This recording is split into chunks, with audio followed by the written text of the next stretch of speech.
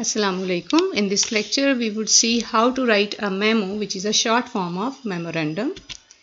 So, what are the different features of memorandum? The first feature of memorandum is that it is a type of document used to communicate with others in the same organization. Hence, we see that it is used for internal communications, and we see that such kind of communication is used with the individuals who belong to the same organization. And we do that in order to fulfill different purposes, and that is about different procedures or official businesses that take place within the same organizations.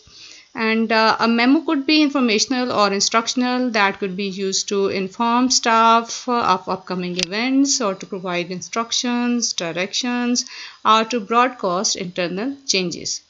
The third thing that we see about memo is that it is used for fairly short messages. That is, a memo is typically short, precise, and to the point.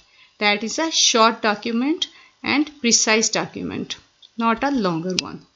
Next, we see the different types of memos that include the report memo, the request memo, confirmation memo, or suggested memo, which are used to fulfill different purposes. That is to report the changes, that is to report to give the progress report, to share the progress report, or to request certain individuals or teams. Then that is also used to confirm an agreement or contract that had taken place between different parties, between the two parties, or that could be to ask for the feedback and to ask for the suggestions from the employees. Writing a business memorandum, since we see that a memo is less formal than a letter, and therefore there is no need to include an inside address, greetings, complimentary clause, or full signature that we usually do in a letter. Rather, the format of a memo is very different from other kinds of writings like letter writing. That is different, and that is a less formal document as compared to letter writing. Hence, the other feature that we had already seen is the memo used to be very brief, specific, and to the point, precise. Therefore, we are going to see that it's having the different structure and a different format. Firstly, we see that the purpose of a memo is to provide or to request information from people who belong to the same organization. And the structure of a memo, that includes the two main parts. Part 1 is the header and part 2 is message. Header includes the information about the sender, about the receiver, about the sender, the date, and the subject, what the memo is all about. So in 2, you are going to provide the name and titles, I mean to say the names and the positions of everyone who will receive your memo or who will receive your memo. In form, you are going to write your complete name and title. You're going to write the name of the sender and the position of the sender over here. In date, provide the complete and accurate date. And in subject is very, very much important. That must be brief, concise, and yet that must be very clear. And in the beginning, that's going to inform the reader that what this memo is all about.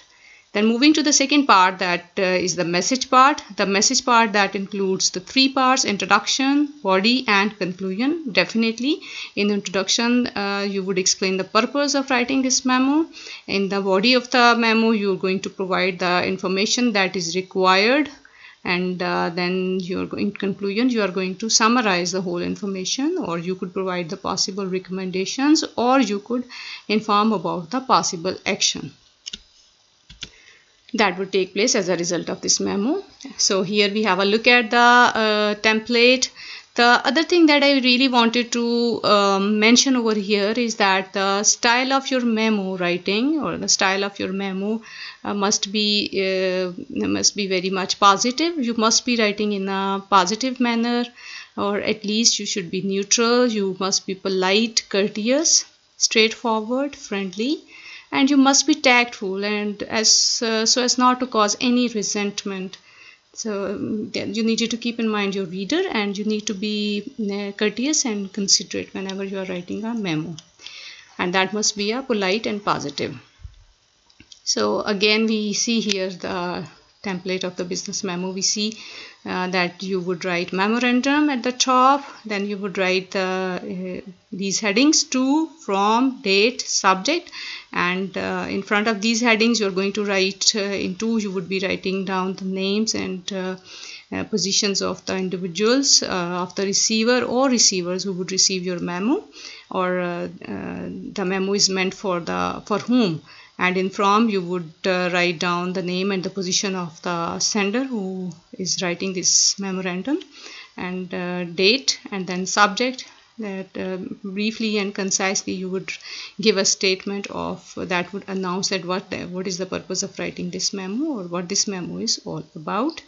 Then that's the header part, and moving towards the next part, we would see the other part of the memo writing, that's called the message part. So in message part, that comprises of three important points. That's the introduction, the body, and the conclusion. So in the introduction here, that includes the reason for writing memo. As our company continues here, that provides the evidence to support your opening paragraph, or the information that is needed for the reader to understand. And in the third paragraph, that includes the possible recommendations or action, or call for action. That's the memorandum sample, and here you see in to, because this is meant for the whole staff, therefore here this is written down all staff. From, name of the person, name of the sender, and the position, administrative officer. In date, you may write down the date in these manners, or you may also use the other format where this is the month and day and year. Subject, that's about operating instructions for new copying machines. Very precisely and concisely, the purpose of writing this memo has been announced by using a single short statement.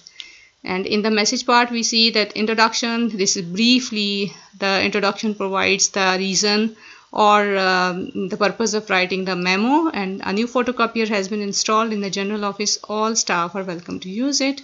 Next, coming to the body or the content of the memo, we see that it includes main point and secondary information that back up the main point, or that explains the main point. So you may go through that, and you may see that how the main point and the secondary information that backs up the main point, the way that is being written, precisely, concisely, that is to the point, direct, and it's written in a very positive way, where that is not negative at all. Rather, that's not causing any kind of resentment in the mind of the reader. And the last line, please speak to me if you have any questions about the machine, action, or conclusion, or summing up. So the next, we also have a look at another sample of memorandum writing, and you may see over here too the header part and then the subject part. This is a little longer a memo as compared to the other example that we have seen. So that depends upon the kind of information that you wanted to share with your colleagues, or with your employees, with your juniors, and with your subordinates. Since memorandum writing is a mean of downward communication, here you may write a memo as a senior. This kind of communication takes place between seniors and juniors, where senior are sharing the information with their juniors, and this memorandum writing or such kind of communication could be used only by the authorities, by the heads, in order to convey information with their employees, with their subordinates, or with their juniors, and not the vice versa. So that's another feature of memorandum writing, and hope that was clear to you and you understood it. Thank you.